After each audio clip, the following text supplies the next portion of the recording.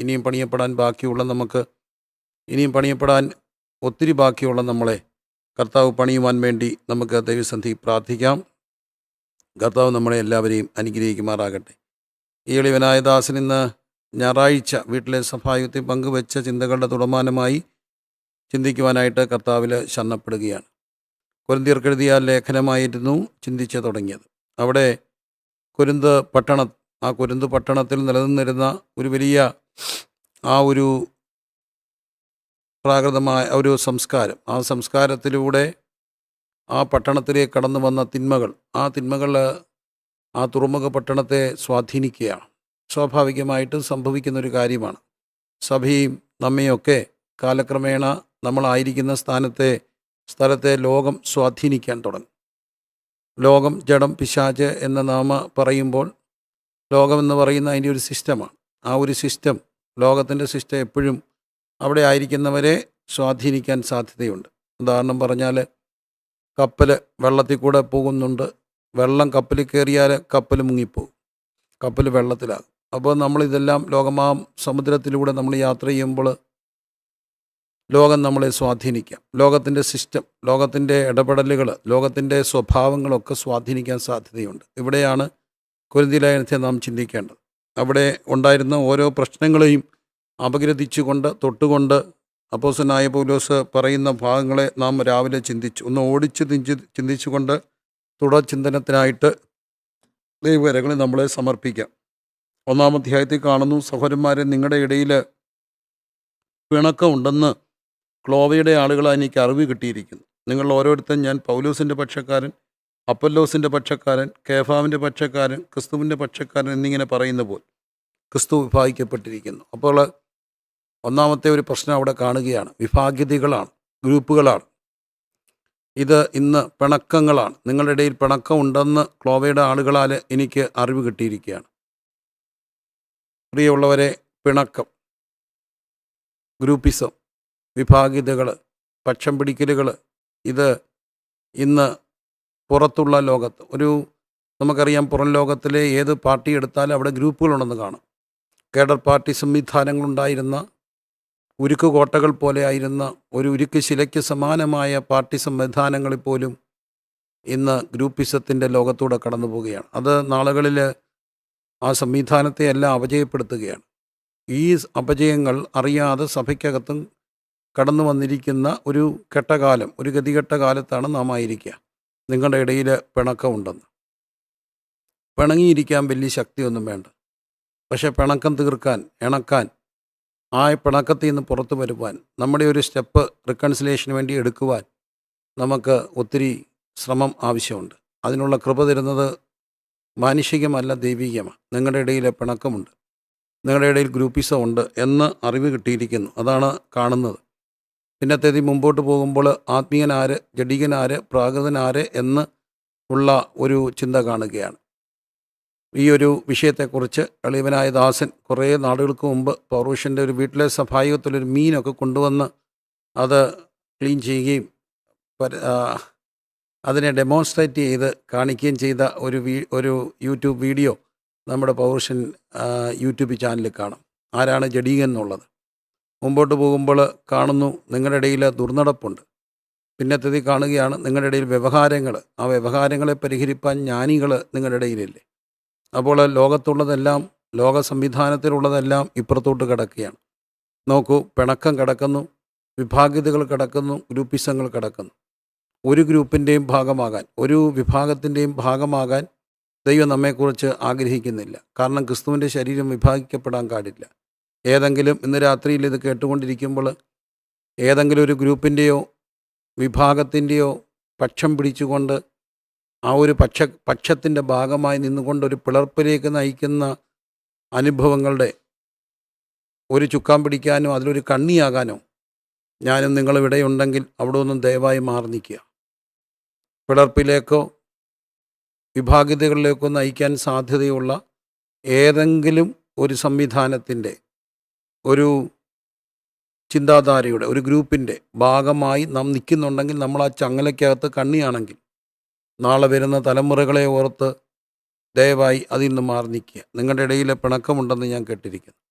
അത് സഭയിൽ മാത്രമല്ല, വ്യക്തിപരമായ ബന്ധങ്ങളിൽ, സഹോദര ബന്ധങ്ങളിലൊക്കെ ഉള്ള പിണക്കങ്ങൾ അവസാനിപ്പിക്കാനുള്ള ഒരു മാസമാണ് ഈ മാസം. നമ്മൾ ഈ പിണങ്ങിയിരിക്കുന്നവർ ഒരു ദിവസം ഒന്ന് മരിച്ചു പോയാൽ, നമ്മുടെ പ്രിയരോട് നമുക്ക് മിണ്ടാതിരിക്കുമ്പോൾ, അല്ലെങ്കിൽ അവരതിനു വേണ്ടി ശ്രമിച്ച് മരിച്ചു പോയാൽ നമുക്കുണ്ടാകുന്ന ഒരു ബുദ്ധിമുട്ട്, അതൊരു ചെറിയ കാര്യമല്ല.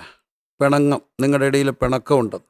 വിശുദ്ധീകരണ മാസത്തിൽ പിണക്കങ്ങളെ അവസാനിപ്പിക്കുവാനായിട്ട് എല്ലാ ശ്രമങ്ങളും നടത്തണമേ എന്ന് ദൈവസ്നേഹത്തെ ഓർപ്പിക്കുക.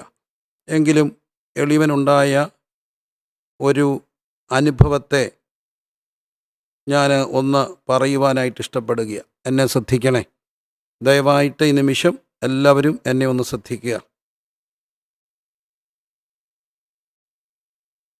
എൻ്റെ ജീവിതകാലത്ത് ഉണ്ടായ ഒരു അനുഭവം പറയണമെന്ന് എൻ്റെ ഉള്ളിലൊരു ആത്മപ്രേരണ ഉണ്ടായതുകൊണ്ട് ഈ സമയത്ത് പറയുകയാണ്. നിങ്ങളുടെ ഇടയിൽ പിണക്കമുണ്ട്. 2 സഹോദരന്മാർ, അവർ തമ്മിൽ ഒരു ചെറിയ വാക്കിൻ്റെയോ അല്ലെങ്കിൽ തെറ്റിദ്ധാരണയുടെ പേരിൽ വല്ലാതെ ഇടറി. ഒത്തിരി സ്നേഹിച്ച് നടന്ന 2 സഹോദരന്മാരാണ്. ആ സ്നേഹിച്ച് നടന്ന 2 സഹോദരന്മാർ തമ്മിൽ വല്ലാതെ പിണങ്ങിയിട്ട് അതിലൊരു സഹോദരൻ എന്ത് ചെയ്താൽ അദ്ദേഹത്തോട് സംസാരിക്കുന്നില്ല. അദ്ദേഹം പല ശ്രമങ്ങൾ റെക്കൺസിലേഷന് വേണ്ടി നടത്തിയിട്ടും എനിക്കതിന് മനസ്സില്ല എന്നുള്ള ഒരു നിലപാടിൽ ഉറച്ചു നിന്നു. അദ്ദേഹത്തിൻ്റെ നിലപാടതാണ്. അപ്പോൾ അങ്ങനെ ഇരിക്കെ അതിൽ ഒരു സഹോദരൻ എന്നോട് വന്ന് പറഞ്ഞു, ദൈവദാസനെ, എനിക്ക് കർത്തൃമേശയിൽ പങ്കുചേരണം. ഞാൻ അദ്ദേഹത്തോട് പിണങ്ങിയിരിക്കുന്നിടത്തോളം കാലം എനിക്ക് തിരുമേശയിൽ പങ്കുചേരാൻ ഒക്കത്തില്ല. തിരുമേശയിൽ പങ്കുചേരാത്തത് കൊണ്ട് ഇപ്പം ദിവസങ്ങളായി പലവട്ടം ഞാൻ സ്കിപ്പ് ചെയ്തു, മാറി നിന്നു. പക്ഷേ അതെന്നെ കുറ്റബോധത്തിലേക്ക് തള്ളിവിടുകയാണ്. ഈ ഒരു പ്രശ്നം ഒഴിച്ചാൽ എനിക്ക് തിരുമേശയിൽ പങ്കുചേരുന്നതിന് ധാർമ്മികമായി എൻ്റെ മാനസിക പ്രാഗൽഭ്യത്തിൽ മറ്റൊന്നും എന്നെ ഇടർച്ചയായിട്ട് കാണുന്നില്ല. പക്ഷേ ഇങ്ങനെ ഒരു ബുദ്ധിമുട്ടുള്ളത് കൊണ്ട് എനിക്ക് തിരുമേശയിൽ പങ്കുചേരാൻ കഴിയുന്നത് അതെന്നെ വളരെ അസ്വസ്ഥപ്പെടുന്നു. എനിക്ക് തിരുമേശയിൽ പങ്കുചേരണം. എന്ത് വിട്ടുവീഴ്ചയ്ക്കും ക്ഷമ ചോദിക്കാനും ഞാൻ തയ്യാറാണ്. അപ്പോൾ പിറ്റേ ദിവസം, ഇതൊരു ശനിയാഴ്ച വൈകിട്ടാണ്. ഈ ഒരു ശനിയാഴ്ച വൈകിട്ട് ഞാൻ ആ സഹോദരനെ വിളിക്കുന്നു. ആ സഹോദരനെ വിളിച്ചിട്ട് പറഞ്ഞു, ഈ സഹോദരന് താങ്കളോട് ക്ഷമ ചോദിക്കുകയാണ്, നിരുപാധികമായി മാപ്പ് ചോദിക്കുകയാണ്. അദ്ദേഹത്തിന് തിരുമേശയിൽ പങ്കുചേർന്നത് കൊണ്ടാണ് ഇങ്ങനെയൊരു കാര്യം പറയുക. അപ്പം ഞാൻ എൻ്റെ ഫോൺ എടുത്തിട്ട് വീഡിയോ കോൾ വിളിച്ച് അദ്ദേഹത്തെ കാണിച്ചു.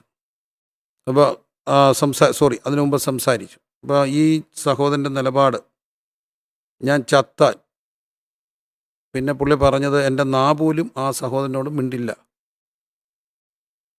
അത്ര പരുഷമായ ഭാഷയിൽ ഈ സഹോദരനോട് താൻ റിക്കൺസിലിയേഷന് തയ്യാറല്ലെന്നും പിന്നെ ശാപവാക്കുകളും അസഭ്യങ്ങളും ഉരുവിട്ടു. ഞാൻ അവനോട് മിണ്ടാൻ തയ്യാറല്ല. ഈ മറ്റേ സഹോദരൻ വല്ലാതെ പരിങ്ങുകയാണ്. അദ്ദേഹത്തിന് തിരുമേശി എടുക്കണം എന്നുള്ളതാണ് അദ്ദേഹത്തിന് വലിയൊരു ആഗ്രഹം. ചെറുപ്പക്കാരാണ്. അല്പം ധാർമ്മിക രോക്ഷത്തിൽ ഞാൻ ആകുന്ന അദ്ദേഹത്തോട് സംസാരിച്ച, ഒരു തിരുമേശയ്ക്ക് പങ്കുചേരണം, നിനക്കും പങ്കുചേരണം, ഇദ്ദേഹത്തിനും പങ്കുചേരണം. അതുകൊണ്ടാണ്, കാരണം പിണക്കമുള്ളിടപ്പം തിരുമേശ എടുക്കുക ശരിയല്ല. ഇന്ന് തിരുമേശ എടുക്കാൻ ഒരു സഭയെ പ്രശ്നമുണ്ടെങ്കിൽ മറ്റ് സഭയെ പോയി തിരുമേശ എടുത്ത് തീർക്കുന്നവരുണ്ട്.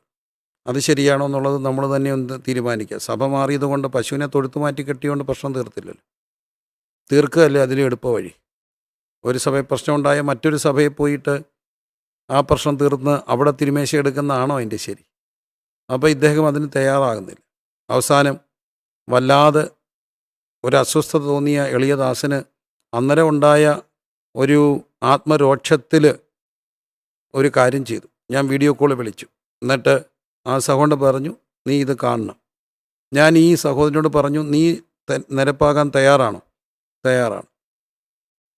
അങ്ങനെയെങ്കിൽ നാളെ നീ തിരുമേശയിൽ നിന്ന് എടുത്തു. ഞാനൊരു കപ്പ് വെള്ളം എടുത്തിട്ട് ഈ സഹോദരൻ്റെ കൈക്ക് വെള്ളം ഒഴിച്ചു കൊടുത്തിട്ട് പറഞ്ഞു, ഈ രക്തത്തിൽ നീ ഒഴിവായിരിക്കും, നിനക്ക് നാളെ തിരുമേശയിൽ പങ്കുചേരാം. വീഡിയോ കോൾ വിളിച്ചിട്ട് അല്പം ധാർമ്മിക രോക്ഷം അതിനകത്തുണ്ട്. ഈ സഹോദരൻ്റെ, നിരപ്പാകാൻ തയ്യാറായ സഹോദരൻ്റെ കൈക്ക് വെള്ളം ഒഴിച്ചു കൊടുത്തു. പക്ഷേ പിന്നത്തേതിൽ സംഭവിച്ചത്, അതിന് തയ്യാറായ ആ സഹോദരന് വേണ്ടി ദൈവം അത്ഭുതകരമായ വഴികൾ തുറക്കുന്നതും അവൻ്റെ ജീവിതം ശുഭമാകുന്നു. എന്നാൽ അതിന് തയ്യാറാകാതിരുന്ന സഹോദരൻ്റെ ജീവിതത്തിലുണ്ടായ ഭാവി ഇരുളടയുന്നതും എളിയവന് നേരിട്ട് കാണുവാൻ ഇടയായി. അപ്പോഴാണ് ദൈവമേ, എന്തുകൊണ്ട് ഞാനിത് വെച്ചുകൊണ്ടിരിക്കുന്നു എന്നുള്ളത് വിചിന്തനം ചെയ്യേണ്ട കാര്യമാണ്. ഇന്ന് രാത്രി എന്നെ കേട്ടുകൊണ്ടിരിക്കുന്നവരെ, നിങ്ങളുടെ ഇടയിൽ പിണക്കമുണ്ടെന്ന് ക്ലോവയുടെ ആളുകളാൽ എനിക്ക് അറിവ് കിട്ടിയിരിക്കുന്നു. അതുകൊണ്ട് ദയവായിട്ട് വിശുദ്ധീകരണ മാസത്തിൽ പിണക്കങ്ങൾ അവസാനിപ്പിച്ച് വിശുദ്ധ മേശയുടെ മുമ്പിൽ പ്രാഗൽഭ്യത്തോടെ പങ്കുചേരുന്ന ഒരു ആത്മീയ അനുഭവത്തിലേക്ക് നയിക്കപ്പെടുവാൻ കർത്താവ് നമ്മെ വിളിക്കുകയാണ്. വിശുദ്ധീകരണ മാസത്തിൽ നമ്മൾ ഈ വിശുദ്ധി എന്നൊക്കെ പറയുമ്പോൾ ഡ്രസ് കോഡാണോ വിശുദ്ധി? ഭാവങ്ങളാണോ വിശുദ്ധി? അതൊക്കെ വിശുദ്ധിയുടെ എക്സ്റ്റേണൽ ആണ് എന്ന് പറയുന്നതിൽ തെറ്റില്ല. പക്ഷേ അതിനപ്പുറത്ത് ആന്തരികമായ ഒരു താഴ്മ, ആന്തരികമായൊരു വിനയം, സ്നേഹം, അതല്ല വിശുദ്ധി എന്ന് പറയുക. അപ്പോൾ അതുകൊണ്ട് നിങ്ങളുടെ ഇടയിലെ പിണക്കം തീർക്കാൻ എന്താണ് നമുക്ക് ചെയ്യാൻ കഴിയുക? അതെല്ലാം ചെയ്യുവാനായിട്ട് ഈ മാസത്തിൽ നമുക്കിടയാക്കട്ടെ. ഈ മാസത്തിൽ തന്നെയല്ല, എല്ലാ ദിവസങ്ങളും ഇടയാകട്ടെ. ദീർഘവർഷങ്ങളായിട്ട് പിണങ്ങിയിരിക്കുന്നവരോട് ഞാൻ പറയട്ടെ, പിണങ്ങിയിരുന്ന ഒരു ദിവസം നമ്മൾ മരിച്ചു പോയാൽ നമ്മുടെ നാളത്തെ ഭാവി എന്തായിരിക്കും?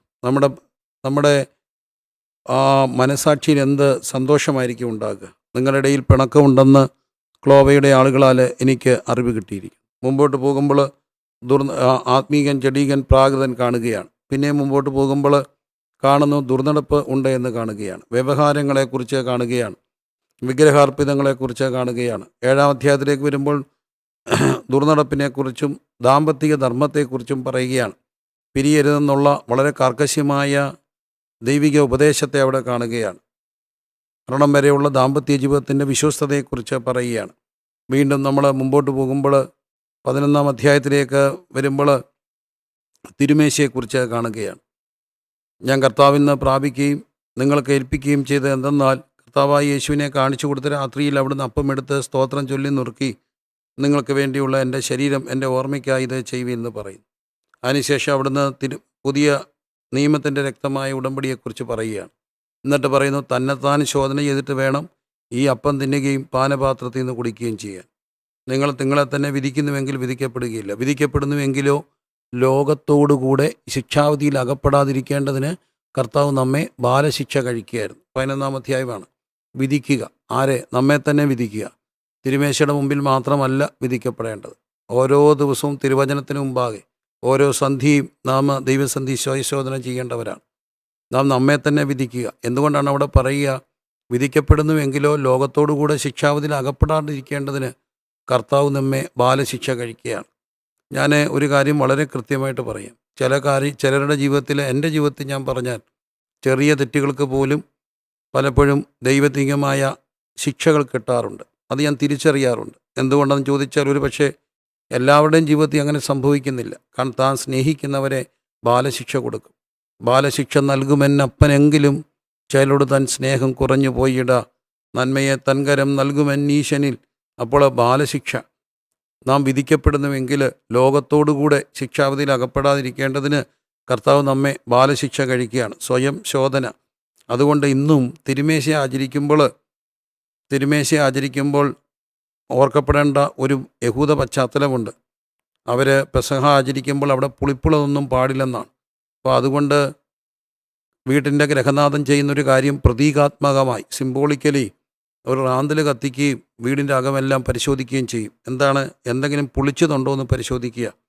അതുപോലെ നാമും വ്യക്തിപരമായി നമ്മുടെ ജീവിതത്തിൽ ഈ വിശുദ്ധീകരണ മാസത്തിൽ, ദൈവമേ, എന്തെങ്കിലും പുളിച്ചത് എൻ്റെ ജീവിതത്തിലുണ്ടോ? ദൈവത്തിന് ചേരാത്തത് എന്തെങ്കിലും ഉണ്ടോ എന്ന് സ്വയശോധന ചെയ്യേണ്ട ഒരു വലിയ ആത്മീയ ദൗത്യം നമ്മുടെ മേലുണ്ട്. നമ്മുടെ മേൽ മാത്രമല്ല, നമ്മുടെ മക്കൾക്ക് വേണ്ടി അങ്ങനെയൊന്ന് ശോധന ചെയ്യുവാൻ. ഇയ്യോബിനെക്കുറിച്ച് ചിന്തിക്കുമ്പോൾ പറയുന്നുണ്ട്, അവിടെ മക്കളെല്ലാം വട്ടമാകുമ്പോൾ, അതിൻ്റെ ടേൺ വരുമ്പോൾ അവരെല്ലാം ഒന്നിച്ചു കൂടും. പക്ഷെ അവരെങ്ങാനും പാപം ചെയ്തോന്ന് വെച്ച് അവർ പിരിഞ്ഞു കഴിയുമ്പോൾ ഇയ്യോബ് ദൈവസന്ധിയിൽ നിൽക്കുന്നത് നാം കാണുന്നുണ്ട്. എന്തുകൊണ്ടാണ്? മക്കളുടെ തിന്മയ്ക്ക് വേണ്ടി. മക്കളെന്തെങ്കിലും തെറ്റ് ചെയ്തിട്ടുണ്ടോ എന്ന് വെച്ച് ദൈവസന്ധിയിൽ ഇടിവിൽ നിന്ന് പ്രാർത്ഥിക്കുന്ന, അവർക്ക് വേണ്ടി പ്രായശ്ചിത്തം നിൽക്കുന്ന പിതാവിനെ നാം ഇയ്യോബിൽ കാണുന്നുണ്ട്. അപ്പോൾ അങ്ങനെ എങ്കിൽ സ്വയം ശോധന ചെയ്യുവാനുള്ള ഒരവസരത്തെ തിരുമേശയെക്കുറിച്ച് 11-ാം അധ്യായത്തിൽ നാം കാണുകയാണ്. 12-ാം അധ്യായത്തിലേക്ക് വരുമ്പോൾ, കൊരിന്ത്യർക്ക് എഴുതിയ ലേഖനം 12-ാം അധ്യായത്തിലേക്ക് വരുമ്പോൾ വരങ്ങളെക്കുറിച്ച് പറയുകയാണ്. ആ വരങ്ങളിലാണ് 9 വിധ പ്രധാനപ്പെട്ട വരങ്ങളെക്കുറിച്ചും സഹായ വരങ്ങളെക്കുറിച്ചും ഒക്കെ നമ്മൾ അവിടെ കാണുന്നുണ്ട്. എന്നാൽ 14-ാം അധ്യായത്തിൽ അന്യഭാഷ ഭാഷണത്തെക്കുറിച്ചും പ്രവചനത്തെക്കുറിച്ചും കാണുന്നുണ്ട്. അന്യഭാഷ എന്താണെന്ന് 14-ാം അധ്യായത്തിൽ കാണുന്നു. എന്നാൽ 13-ാം അധ്യായത്തിൽ 12, 13, 14 അധ്യായങ്ങൾ ഒന്നിച്ച് ചിന്തിക്കേണ്ടതാണ്. അവിടെ കാണുന്നത് സ്നേഹം എന്നുള്ളതാണ്. സ്നേഹത്തെക്കുറിച്ചാണ് അവിടെ പറയുക. വിശുദ്ധീകരണ മാസത്തിൽ ഏറ്റവും വലിയ ദൈവിക സ്വഭാവം എന്ന് പറയുന്നത് സ്നേഹമാണ്. അവിടെ വരങ്ങളെ ക്യാൻസൽ ചെയ്യുകയല്ല. വരങ്ങൾ ഉപയോഗിക്കപ്പെടണമെങ്കിൽ അത് സ്നേഹത്തിലൂടെ വേണം കൈകാര്യം ചെയ്യപ്പെടാൻ. പക്ഷെ ദൗർഭാഗ്യവശാൽ എളിയദാസൻ മനസ്സിലാക്കുന്ന വലിയൊരു ധാർമ്മിക അധപ്പതനം എന്ന് പറയുന്നത്, കൃപാവരങ്ങളുള്ള പലരും, എല്ലാവരും എന്ന് ഞാൻ പറയുന്നില്ല, പലരും സ്നേഹത്തിലൂടെ അല്ല കൃപാവരങ്ങൾ കൈകാര്യം ചെയ്യുന്നതെന്ന് കാണാൻ കഴിയും. അവർ പലരും ചിലത് സംഭവിക്കുമെന്ന് അവർ പറയുന്നത് ആ ഒരു പഴയ നിയമ പ്രവാചകരുടെ യോനയുടെ മനസ്സോടാണ്. അത് സംഭവിക്കണം. അവിടെ ഒരു സ്നേഹത്തിൽ ചാലിച്ച ഒരു കണ്ണീരിൻ്റെ അനുഭവത്തിലൂടെ ആ ദൂത് പറയാനായിട്ട് കഴിയുന്നില്ല. അങ്ങനെയുള്ള വലിയ ഒരു കാര്യം നമ്മുടെ ഇടയിൽ നടക്കുന്നുണ്ട്. അന്യഭാഷ ഭാഷണം, ഭാഷാപരം തെറ്റല്ല. പക്ഷേ അതുകൊണ്ടാണ് കൊരിന്ത്യലേഖനം 13-ാം അധ്യായത്തിൽ പറയുന്നു, ഞാൻ മനുഷ്യരുടെയും ദൂതന്മാരുടെയും ഭാഷകളിൽ സംസാരിച്ചാലും എനിക്ക് സ്നേഹമില്ല എങ്കിൽ മുഴങ്ങുന്ന ചെമ്പോ ചിലമ്പുന്ന കൈത്താലവുമായി മാറുകയാണ്. 13-ാം അധ്യായം കൊരിന്ത്യർക്ക് എഴുതിയ ലേഖനം 13-ാം അധ്യായത്തിൽ കൃത്യമായിട്ട് അത് നമ്മെ പഠിപ്പിക്കുകയാണ്. എനിക്ക് ഭാഷാപരം ഉണ്ടായിട്ട് സ്നേഹമില്ലെങ്കിൽ മുഴങ്ങുന്ന ചെമ്പോ ചിലമ്പുന്ന കൈത്താളമായി മാറുകയാണ്. മുഴങ്ങുന്ന ചെമ്പോ ചിലമ്പുന്ന കൈത്താളമോ, പ്രധാനമായും 5 വരങ്ങൾ അവിടെ കാണുന്നുണ്ട്. 1 ഭാഷകളുടെ വരമാണ്, 2 പ്രവചനമാണ്, 3 വിശ്വാസമാണ്, 4 ദാനം ചെയ്യാനുള്ള വരമാണ്, 5 രക്തസാക്ഷിയാകാനുള്ള വരമാണ്. 5 വിധ വരങ്ങളെക്കുറിച്ച് പറഞ്ഞിട്ട് പറയുകയാണ്, സ്നേഹമില്ല എങ്കിൽ ഒരു പ്രയോജനവുമില്ല. അപ്പം വരങ്ങളെ അവിടെ ക്യാൻസൽ ചെയ്യുകയല്ല. വരങ്ങളെ അവിടെ ഉപയോഗിക്കപ്പെടണമെങ്കിൽ അത് സ്നേഹത്തിലൂടെ കൂടെ വേണം കൈകാര്യം ചെയ്യപ്പെടാൻ. അപ്പം നമുക്ക് ഇന്ന് രാത്രിയിൽ 13-ാം അധ്യായം ഒന്ന് ധ്യാനിക്കുവാനായിട്ട് കഴിയട്ടെ. എന്താണ്? വരങ്ങളെക്കാട്ടിലും വലുതാണ് സ്നേഹം. വരങ്ങൾ പ്രയോജനപ്രദമാകണമെങ്കിൽ, വരങ്ങൾ പൊതുപ്രയോജനത്തിനാകണമെങ്കിൽ, വരങ്ങൾ അപഹാസ്യപ്പെടാതിരിക്കണമെങ്കിൽ അത് സ്നേഹത്തോടെ കൈകാര്യം ചെയ്യപ്പെടാനായിട്ടുണ്ട്. ഇന്ന് പലപ്പോഴും വരങ്ങൾ ഉപയോഗിക്കുന്നവർ സ്വയകേന്ദ്രീകൃതമായിട്ട് അത് ഉപയോഗിക്കുകയും അവരൊരു സ്വന്തം രാജ്യം സ്ഥാപിക്കുകയും സ്വന്തം സാമ്രാജ്യം പണിയപ്പെടാൻ വരങ്ങൾ ഉപയോഗിക്കുകയും ചെയ്യുന്ന വളരെ ദാരുണമായ അധാർമികമായ ഒരു കാഴ്ച നമ്മുടെ ചുറ്റും നാം കാണുന്നുണ്ട്. വരങ്ങൾ കൊണ്ട് സമ്പത്തുണ്ടാക്കുന്നവർ, വരങ്ങൾ കൊണ്ട് സ്വന്തം സാമ്രാജ്യം പണിയുന്നവർ, വരങ്ങൾ കൊണ്ട് സ്വയം പേര് കേൾക്കാൻ. വരങ്ങളെല്ലാം ദൈവത്തിൻ്റെ ദാനമാണ്. ഇവിടെ ക്രിസ്തുവിൽ മറഞ്ഞുള്ളൊരു ശുശ്രൂഷയല്ല. സ്വയകേന്ദ്രീകൃതമായൊരു ശുശ്രൂഷയിലേക്ക് പോകുമ്പോൾ അവിടെ സ്നേഹം കാണുന്നില്ല. അതുകൊണ്ടാണ് വരങ്ങളുണ്ടെങ്കിലും 5 വരങ്ങളാണ് അവിടെ കാണുക. ഞാൻ മനുഷ്യരുടെയും ദൂതന്മാരുടെയും ഭാഷയിൽ സംസാരിച്ചാൽ, 2 പ്രവചനവരം ഉണ്ടായാൽ, 3 എനിക്ക് വിശ്വാസം ഉണ്ടായാലും, 4 ദാനം ചെയ്യാനുള്ള വരമുണ്ടെങ്കിലും, 5 രക്തസാക്ഷിയാകാനുള്ള വരമുണ്ടെങ്കിലും സ്നേഹമില്ല എങ്കിൽ മുഴങ്ങുന്ന ചെമ്പോ ചിലമ്പുന്ന കൈത്താളമായി മാറുകയാണ്. എന്നിട്ട് പറയുകയാണ്, എന്താണ് സ്നേഹം, എന്തല്ല സ്നേഹം.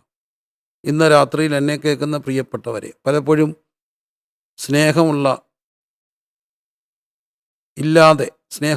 സ്നേഹമില്ലാതെ ഭാഷാവര ഉപയോഗിക്കുന്നവർ എന്തുമാത്രം അപഹാസ്യപ്പെടുകയാണ്. എല്ലാ കോമാളിത്തരങ്ങളും കോപ്രായങ്ങളും കാണിച്ചിട്ട്, എല്ലാ ധാർമ്മികതകളും ചെയ്തിട്ട് പുട്ടിന് പിരിയിടുന്ന പോലെ പാട്ടിനൊടുവിൽ പറയുന്ന ഒന്നാണോ ഭാഷ?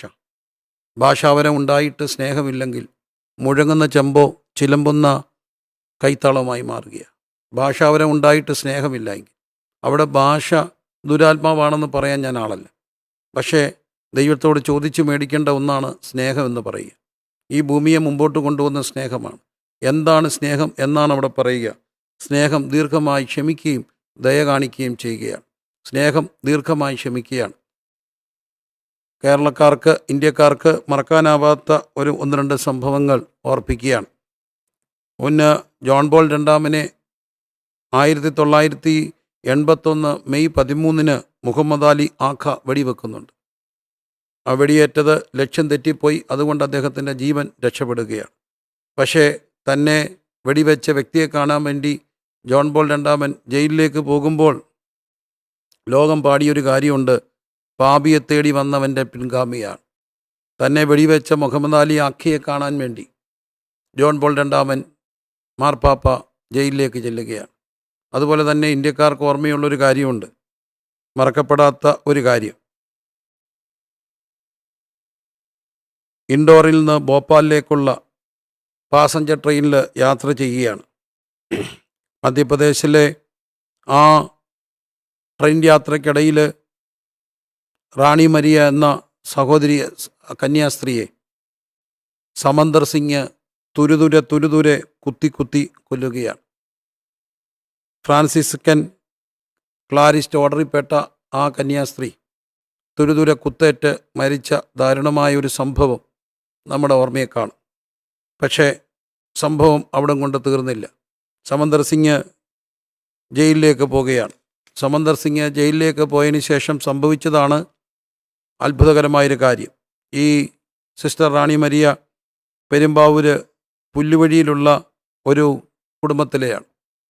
അതിനുശേഷം സംഭവിച്ച ഒരു കാര്യം, തൻ്റെ സഹോദരി സിസ്റ്റർ സെൽമി പോൾ ഈ സമന്ദർ സിംഗിനെ കാണാൻ വേണ്ടി ജയിലിലേക്ക് ചെല്ലുന്നുണ്ട്.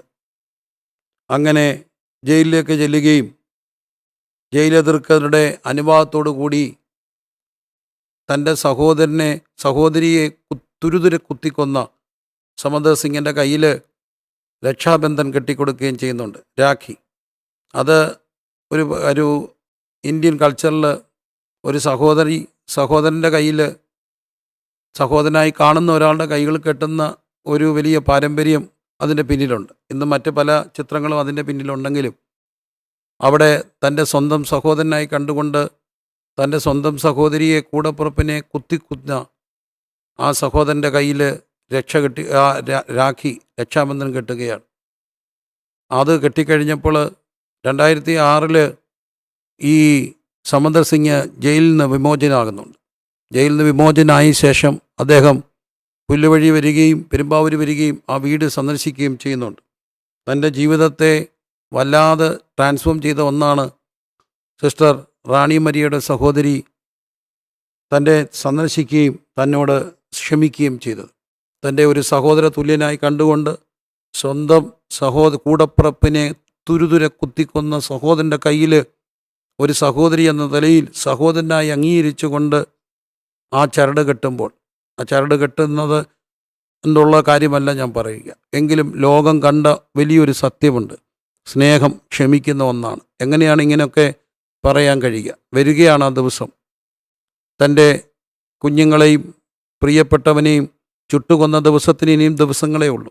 ആ രക്തസാക്ഷി ദിനത്തിന് മറക്കരുത്. ഗ്രഹാം ഷെയ്ൻസിൻ്റെ രക്തസാക്ഷി ദിനമാണ് ഈ ആഴ്ചയിൽ.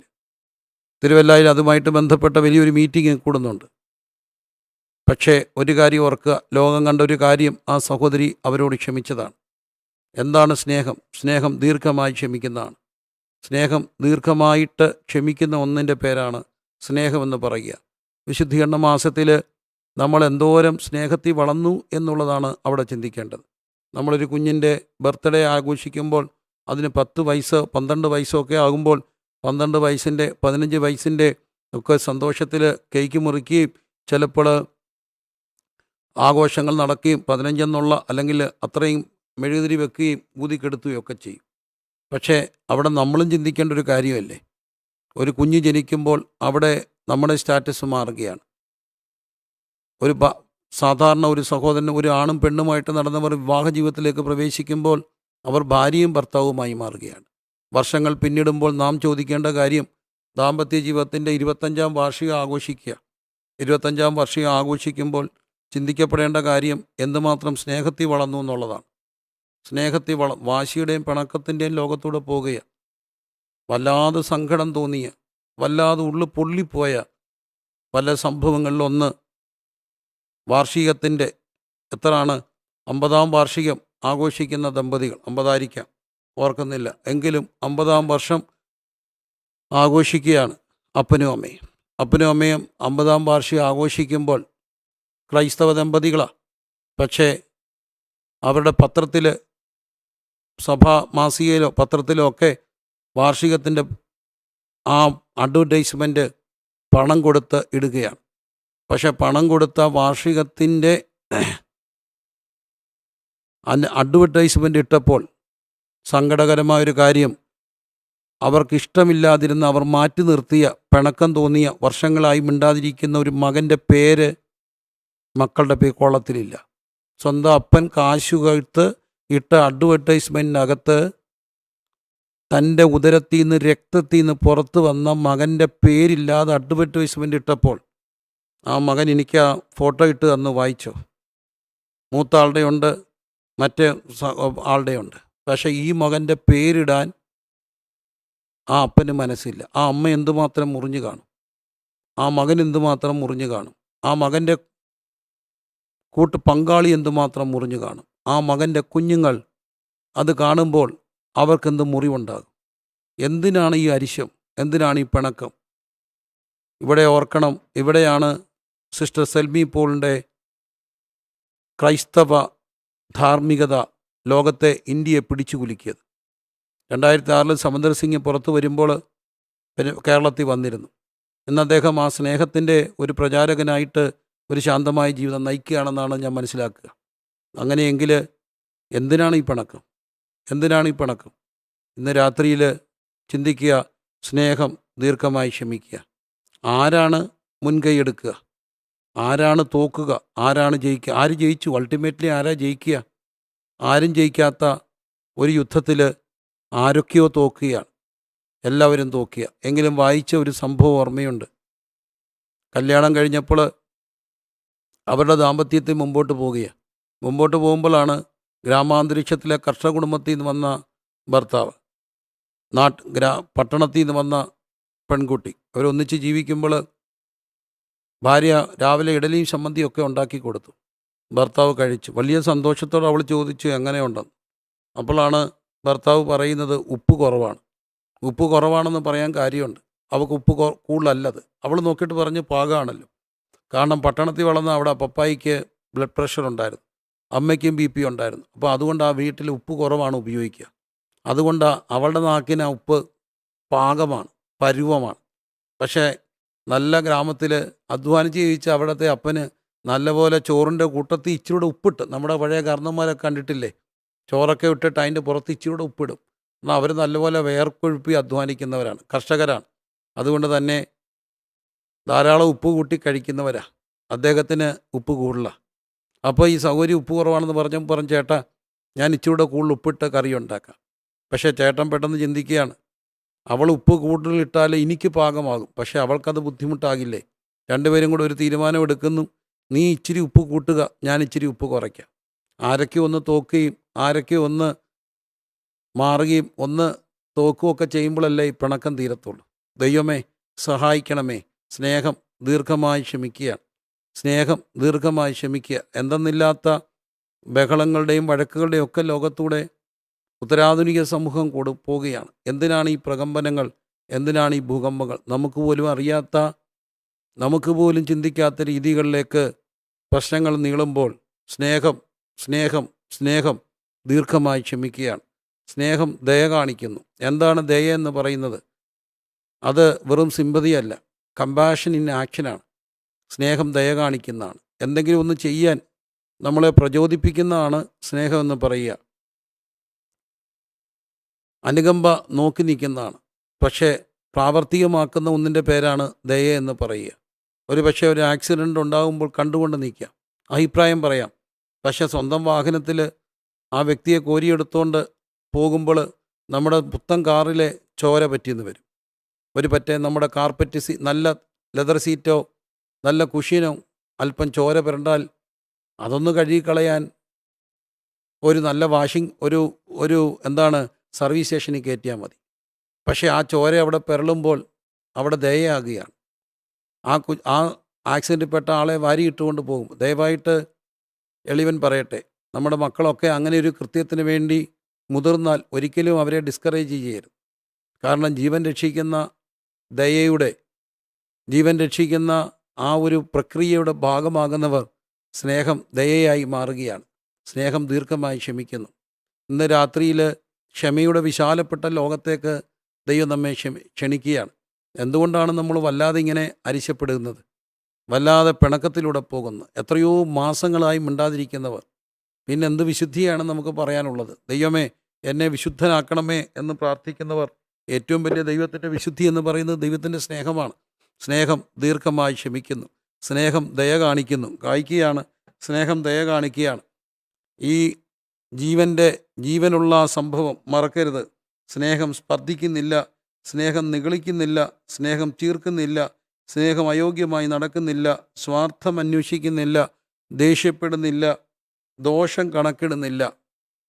എന്താണ് ഇവിടെ കാണുക? ഇല്ല, സ്നേഹം അതല്ലെന്ന് പറയുകയാണ്. പിന്നെ സ്നേഹം എന്താണ്? അനീതിയിൽ സന്തോഷിക്കാതെ സത്യത്തിൽ സന്തോഷിക്കുന്നു, എല്ലാം പൊറുക്കുന്നു, എല്ലാം വിശ്വസിക്കുന്നു, എല്ലാം പ്രത്യാശിക്കുന്നു, എല്ലാം സഹിക്കുന്നു. സ്നേഹം ദീർഘമായി ക്ഷമിക്കുന്നു, സ്നേഹം ദയ കാണിക്കുന്നു, സ്നേഹം സ്പർദ്ധിക്കുന്നില്ല, സ്നേഹം നിഗളിക്കുന്നില്ല, സ്നേഹം ചീർക്കുന്നില്ല, സ്നേഹം അയോഗ്യമായി നടക്കുന്നില്ല. എന്താണ് സ്പർദ്ധ? മറ്റുള്ളവരുടെ ഉയർച്ചയിലുണ്ടാകുന്ന ഒരു വല്ലാത്ത അസ്വസ്ഥത. ഇന്ന് രാത്രിയിൽ ആത്മാർത്ഥമായി നമുക്ക് ദൈവത്തോട് ചോദിക്കണം, ദൈവമേ, മറ്റുള്ളവരുടെ ഉയർച്ചയിൽ ഒരു കുഞ്ഞിനൊരു നന്മയുണ്ടായാൽ, നല്ലൊരു മാർക്ക് ലഭിച്ചാൽ, നല്ലൊരാളൊരു വണ്ടി എടുത്താൽ നമുക്ക് സന്തോഷിക്കാൻ കഴിയുന്നുണ്ടോ എന്ന് ആത്മാർത്ഥമായി ചോദിക്കുക. ഞാൻ പലപ്പോഴും കണ്ടിട്ടുള്ള ഒരു കാര്യമുണ്ട്. ഒരു പുതിയ വണ്ടി ഒരാൾ എടുത്താൽ അപ്പോഴത്തേനും നമ്മളങ്ങ് ഭയങ്കര മുനിയാവും. ഇതിൻ്റെ ആവശ്യമുണ്ടോ? നമ്മൾ നിത്യതയ്ക്ക് വേണ്ടി പോകുന്നവരല്ലേ. ഒരു നല്ല വീട് ഒരാൾ വെച്ചാൽ സ്വർഗത്തിൽ നിക്ഷേപിക്കേണ്ട നമ്മൾ എന്തിനാണ് ഈ വീട്? സത്യത്തിൽ അവിടെ എളിമയുടെ ഒരു ലോകത്തൂടെ ചിന്തിക്കുകയല്ല. മറ്റൊരാൾക്ക് ഒരു നല്ല ഉയർച്ച വരുമ്പോൾ സന്തോഷിക്കാൻ കഴിയാത്ത എത്രയോ പേര് ഞാൻ കണ്ടിട്ടുണ്ട്. തങ്ങളുടെ കൂടെ നിൽക്കുന്നവർക്ക് അവരുടെ കുഞ്ഞുങ്ങൾക്ക് നല്ലൊരു വിവാഹം കിട്ടിയാൽ സന്തോഷിക്കാൻ കഴിയാത്തവർ. നല്ലൊരു റിസൾട്ട് കിട്ടി, അങ്കിളെ ഞാൻ നല്ല പോലെ പാസ്സായി, ഡിസ്റ്റിങ്ഷൻ കിട്ടിയെന്നൊക്കെ പറയുമ്പോൾ ഒന്ന് ചേർത്ത് പിടിച്ച് ഉള്ളുകൊണ്ട് ആ കുഞ്ഞിൻ്റെ സന്തോഷത്തിനൊന്ന് സന്തോഷിച്ച് അനുഗ്രഹിക്കാൻ കഴിയുന്നില്ലെങ്കിൽ നമ്മുടെ അകത്ത് സ്നേഹമുണ്ടോ? ഒരു കുഞ്ഞ് നല്ല മാർക്ക് കിട്ടിയെന്ന് പറയും. ഒരു പക്ഷേ നമ്മുടെ കുഞ്ഞിന് അത്രയും മാർക്കൊന്നും കാണില്ല. മാർക്കില്ലാത്തത് കൊണ്ട് മാത്രം ഒരു കുഞ്ഞിനെ അളക്കരുത്. മാർക്കില്ലാത്ത എത്രയോ കുഞ്ഞുങ്ങൾ മറ്റു പല നിലകളിലും അവർ അനുഗ്രഹിതരാകും. ചില കലകളിൽ മിടുക്കരാകും. മാർക്കിൽ മാത്രമാണ് ഒരു കുട്ടിയെ അളക്കേണ്ടത്. എങ്കിലും നല്ല മാർക്ക് മേടിച്ചു, നീറ്റ് കിട്ടിയെന്നൊക്കെ പറയുമ്പോൾ, MBBS അഡ്മിഷൻ കിട്ടിയെന്നൊക്കെ പറയുമ്പോൾ, ദൈവമേ, അവരെ ഒന്ന് ചേർത്ത് പിടിച്ച് ഉള്ളു തുറന്നൊന്ന് അനുഗ്രഹിക്കാൻ കഴിഞ്ഞ നന്മ വരട്ടെ കുഞ്ഞെ.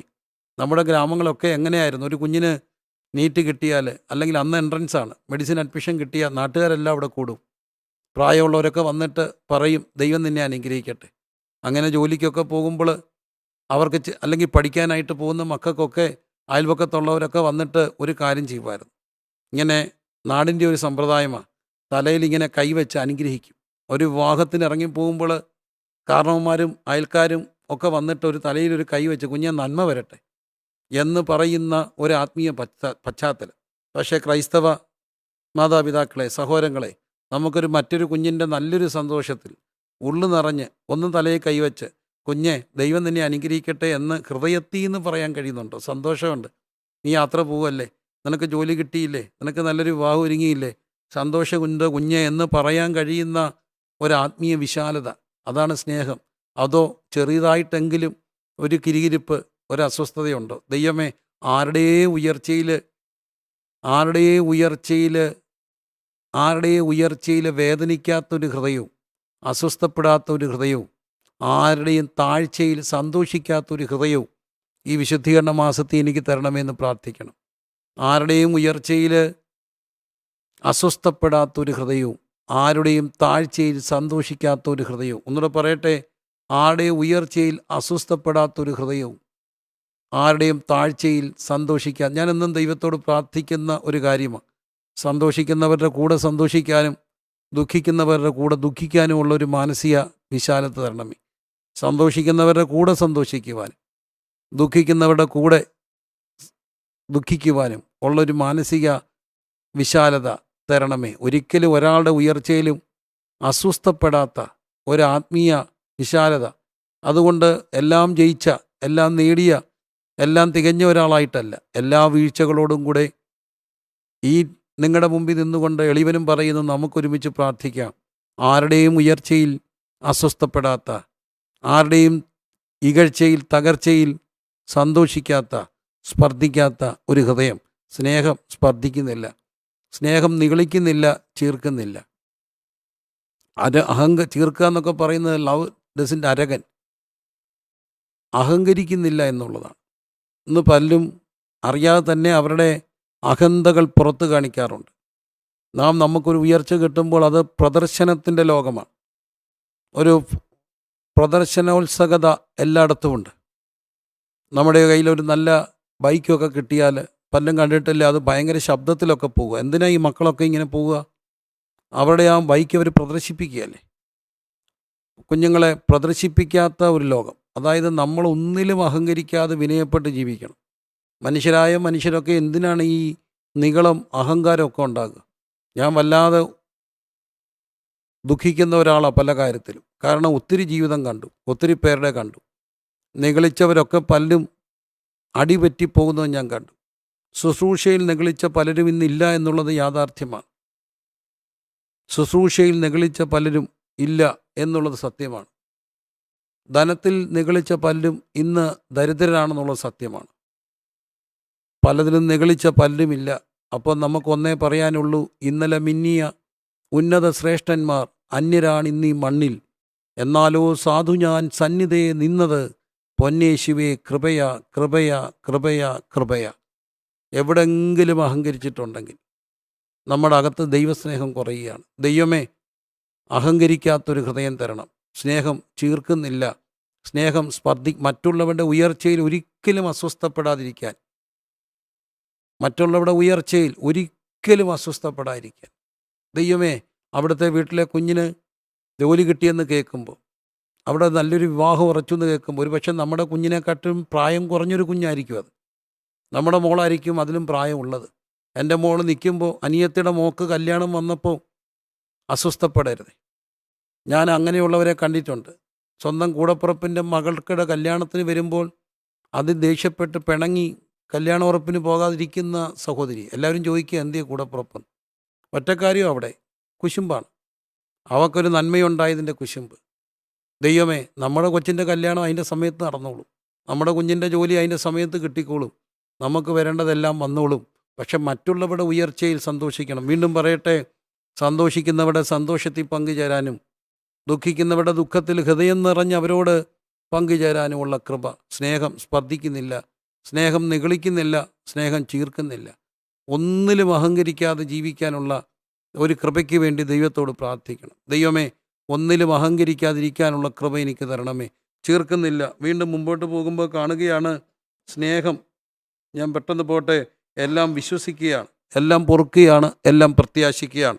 ഇന്നത്തെ ഉത്തരാധുനിക ലോകത്തിൻ്റെ ഏറ്റവും വലിയ പ്രശ്നം എവിടെയും ഒരു നിഷേധാത്മകമായ ഒരു ചിന്തകൾ കൊണ്ട് നിറയുകയാണ്. ഈ ലോകം ഈ മീഡിയയുടെയൊക്കെ അമിതമായ സ്വാധീനം കൊണ്ട് ഉണ്ടായിട്ടിരിക്കുന്ന ചില കാര്യങ്ങളുണ്ട്. മീൻ വേൾഡ് സിൻഡ്രോം എന്ന് പറയും. ഈ ലോകം തന്നെ ഒരു ശരിയാകാൻ പോകുന്നില്ല. ഇവിടെ എല്ലാം അശുഭകരമായിട്ടെല്ലാത്തിനെയും കാണുക. സിനിസിസം, പെസിമിസം, എല്ലാം ഒന്നുമില്ല, എല്ലാം പോയി, ശരിയാകാൻ പോകുന്നില്ലെന്നുള്ളൊരു ചിന്ത. പക്ഷേ സ്നേഹത്തിനൊരു പ്രത്യേകതയുണ്ട്. 3 കാര്യങ്ങളാണ് ക്രിസ്തീയ ജീവിതത്തിൻ്റെ അടിസ്ഥാനമായിട്ട് അപ്പോസ്തലൻ പറയുക: വിശ്വാസം, പ്രത്യാശ, സ്നേഹം. സ്നേഹത്തിന് എല്ലാത്തിനും പ്രത്യാശയാണ്. എന്താണ് പ്രത്യാശ? പ്രിയരെ, ചിലപ്പം പൈസ പോയതവർ കാണും. പൈസ പോയതുകൊണ്ടെല്ലാം പോകണമെന്നില്ല. ഈശോയുടെ കുറ്റിയിൽ നിന്നൊരു മുള പുറപ്പെടും. എല്ലാം പോയപ്പോഴും പ്രതീക്ഷ തരുന്ന ഒന്നാണ് ദൈവസ്നേഹം. എന്തുകൊണ്ടാണ് സ്നേഹം? ഇന്ന് പലരും ആത്മഹത്യയിലേക്ക് പോകുന്നു. എപ്പോഴാണ് ആത്മഹത്യയിലേക്ക് ചെല്ലുക? പ്രത്യാശ പോകുമ്പോഴാണ്. എല്ലാം ഇരുളടഞ്ഞതായി തോന്നുമ്പോഴാണ്. പക്ഷേ സ്നേഹമുണ്ടോ? ദൈവസ്നേഹം. അവിടെ ഏത് ഇരുട്ടിനകത്തും കാണാൻ കഴിയും. കാർമേഘത്തിനുള്ളിലും ഞാൻ മിന്നും സൂര്യ ശോഭ കാണും. സ്നേഹമെല്ലാം പ്രത്യാശിക്കുകയാണ്. സ്നേഹത്തിന് വിശ്വാസമാണ്. വിശ്വാസം, പ്രത്യാശ, സ്നേഹം. സ്നേഹമെല്ലാം സഹിക്കുന്ന, ലവ് എൻഡ്യൂയേഴ്സ്, സഹിക്കുകയാണ്. ഇന്നത്തെ ഏറ്റവും വലിയ പ്രശ്നം സഹനങ്ങളുടെ ലോകത്തിൽ മനുഷ്യൻ പരാജയപ്പെടുന്നതാണ്. ദാമ്പത്യം ഒരു സഹനമാണ്. ശുശ്രൂഷ ഒരു സഹനമാണ്. സഹനത്തിൻ്റെ ലോകത്തിൽ ഇടറിപ്പോകുന്നവരെയാണ് നാം കാണുക. സഹിക്കാൻ കഴിയാത്ത മക്കൾ. അതുകൊണ്ട് തന്നെ ദാമ്പത്യ ജീവിതത്തിൽ അവരിടയ്ക്കുന്ന് ബെല്ലടിച്ചിറങ്ങിപ്പോരുന്നു. എന്താണ്? ദാമ്പത്യത്തിൻ്റെ കഷ്ടതകൾ സഹിക്കാൻ അവർ കഴിയുന്നില്ല. പക്ഷേ തളർന്നുപോയ ഭർത്താവിനെ, മനസ്സ് തളർന്നുപോയ, ഇടറിപ്പോയ ഭാര്യയെ ഒക്കെ കൊണ്ടു നടക്കുന്നവർ, മറവിയുടെ ലോകത്തേക്ക് പോയ ഭർത്താവിന് വേണ്ടി വല്ലാതെ കഷ്ടപ്പെടുന്നവർ. ഞാൻ വായിച്ചിട്ടുണ്ട്, ഭർത്താവിന് മറവിയാണ്. മറവിയുടെ ആ ഭർത്താവ് വീട്ടിൽ നോക്കാൻ ആളുണ്ട്. എന്നിട്ടും ഭക്ഷണം കൊടുക്കേണ്ട സമയമാകുമ്പോൾ ആ സഹോദരി അവിടേക്ക് പോകാനായിട്ട് വെപ്രാളപ്പെടുക. ചോദിക്കുന്നു, കൊടുക്കുന്ന അദ്ദേഹം അറിയില്ല, അവിടെ കൊടുക്കാൻ ആളില്ലേ. എങ്കിലും തൻ്റെ ഭർത്താവിന് ആ സമയമാകുമ്പോൾ ഭക്ഷണം കൊടുക്കുവാൻ താൻ വേണമെന്നൊരു നിർബന്ധം. എന്താണ് സ്നേഹം? സഹനമാണ്. ജീവിതത്തിൻ്റെ സഹനങ്ങളിൽ ഇടറിപ്പോകാതെ നിൽക്കണമെങ്കിൽ ദൈവത്തിൻ്റെ വിശുദ്ധിയുടെ സ്നേഹം കൊണ്ട് നമ്മൾ നിറയപ്പെടണം. ഈ വിശുദ്ധീകരണ മാസത്തിൽ നമുക്ക് ദൈവത്തോടൊന്നും പറയാം, ദൈവമേ അവിടുത്തെ സ്നേഹം കൊണ്ട് എന്നെ നിറയ്ക്കണമേ. 1 കൊരിന്ത്യർ 13 എത്ര ആവർത്തി വേണമെങ്കിലും വായിക്കണം. എല്ലാ ദിവസവും വായിച്ചാലും അധികമാകാത്ത ഒന്നാണ് 1 കൊരിന്ത്യർ 13. സ്നേഹത്തെ വർദ്ധിക്കണ്ടേ? ഏറ്റവും വലിയ വിശുദ്ധിയുടെ ഭാവം എന്ന് പറയുന്ന സ്നേഹമല്ലേ? അത് ഇന്ന് രാത്രിയിൽ എന്നെ കേൾക്കുന്നവരെ 1 കൊരിന്ത്യർ 13 അങ്ങ് കൃത്യമായി വായിക്കുക. തുടരെ വായിക്കുക, തുടരെ വായിക്കുക. അറിയാതെ ദൈവസ്നേഹം നമ്മളിലേക്ക് നിറയാൻ തുടങ്ങും. സ്നേഹം കെട്ടുപോയിട്ടില്ല, സ്നേഹം ഉതിർന്നു പോകത്തില്ല. യഥാർത്ഥ സ്നേഹം ഒരിക്കലും പോകുന്നതല്ല. ചെറിയ പ്രശ്നങ്ങളുടെ മുമ്പിൽ ഇല്ലാതാകുന്നതല്ല സ്നേഹം. നമ്മൾ പലപ്പോഴും നമ്മുടെ ബന്ധങ്ങൾ ഷോർട്ട് ടേം റിലേഷൻഷിപ്പാണ്, ചെറിയ കാലത്തേക്കുള്ള സ്നേഹങ്ങളാണ്. പക്ഷേ ലോങ് ടേം റിലേഷൻഷിപ്പുള്ള സൗഹൃദങ്ങൾ എന്നോട് എത്രയോ പേര് പറഞ്ഞിട്ടുണ്ട്, 1-ാം ക്ലാസ്സിൽ ഒന്നിച്ച് പഠിച്ചതാ, 10 വരെ ഒന്നിച്ച് പഠിച്ചത്, ഇപ്പം വയസ്സ് 80, എന്നിട്ടും ആ സ്നേഹം ഇങ്ങനെ തുടരുകയാണ്. നമ്മൾ ദീർഘനാളത്തേക്ക് നിൽക്കുന്ന ബന്ധങ്ങളുടെ സ്നേഹം, അതിനിടയ്ക്ക് പ്രശ്നങ്ങളൊക്കെ ഉണ്ടാകും. പക്ഷേ സ്നേഹം ഉതിർന്നു പോകാത്ത സ്നേഹം. അതുകൊണ്ട് സ്നേഹത്തിൽ വളരുവാൻ ഈ വിശുദ്ധീകരണ മാസത്തിൽ നമുക്ക് ദൈവസന്നിധിയിൽ സമർപ്പിക്കാം. ക്ഷമിക്കുന്ന സ്നേഹം, പ്രത്യാശിക്കുന്ന സ്നേഹം, സഹിക്കുന്ന സ്നേഹം, ദയ കാണിക്കുന്ന സ്നേഹം.